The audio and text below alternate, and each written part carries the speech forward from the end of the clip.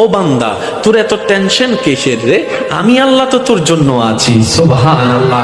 আমি আছি না তোর? আরে যার কেউ নাই তাই না টেনশন করে, যার টাকা নাই সে টাকা নিয়ে টেনশন করে, যার অভিভাবক নাই সে অভিভাবক নিয়ে টেনশন করে, যার মোবাইল নাই সে মোবাইল নিয়ে টেনশন করে। আরে আমি আল্লাহ তো আছি, তো আমি আল্লাহ তো আছি যিনি ইন্নাল্লাহ আলা কুল্লি শাইইন কাদির। আমি আল্লাহ রহমান তো আছি, আমি রহিম তো আছি, আমি গফফার তো আছি, আমি সত্তার তো আছি। সুবহানাল্লাহ। আমি গফফার তো আছি, আমি রাজ্জাক তো আছি।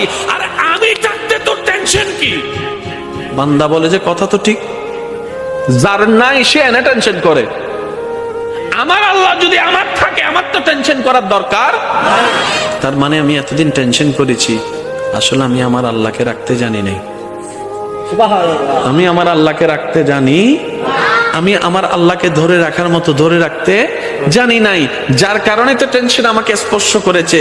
সেজন্য দেখবেন আল্লাহ ওয়ালা যারা হয়, মাথার উপর ছাদ নাই কিন্তু টেনশন ছাড়া মুখে হাসি আছে, পেটের মধ্যে খাবার নাই মুখের মধ্যে কিন্তু টেনশন ছাড়া হাসি আছে, যার উজ্জ্বল দৃষ্টান্ত এই পৃথিবীকে চাক্ষুষ ভাবে দেখিয়ে দিয়েছেন কারবালার ময়দানে ইমাম আলী মাকাম ইমাম হুসাইন রাদিয়াল্লাহু তাআলা। সুবহানাল্লাহ।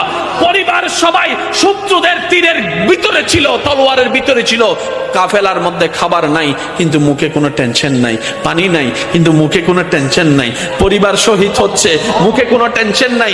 জগৎ জিজ্ঞেস করে, ও ইমাম হুসাইন, এই কঠিন মুহূর্ত আপনি এত খুশি মনে আছেন কিভাবে? ইমাম হুসাইন উত্তর দেয়, আমার মাওলা তো আমার সাথে আছে, আমার টেনশন করার দরকার কি? বান্দারে, তোমার অন্তর যখন ব্যতীত হয়ে যায়, উপশম করার মতো কেউ থাকে না। দুঃখ ভুলার জন্য যখন তুমি তোমার আপনা মানুষের হাতটা ধরে দুঃখ ভুলার চেষ্টা করো, 2 দিন পরে দেখা যায় সে আপনা মানুষটাই অন্যের সাথে হাত মিলিয়ে তোমার সাথে প্রতারণা করে, তোমাকে ধোঁকা দেওয়ার চেষ্টা করে। কথা বলেন ঠিক কি না?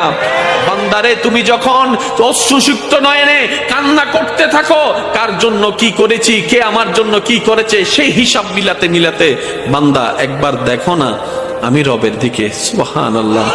একবার তাকাও তোমার মনের চোখ দিয়ে আমি রবের দিকে। তুমি আমাকে ডাকো নাই কিন্তু আমি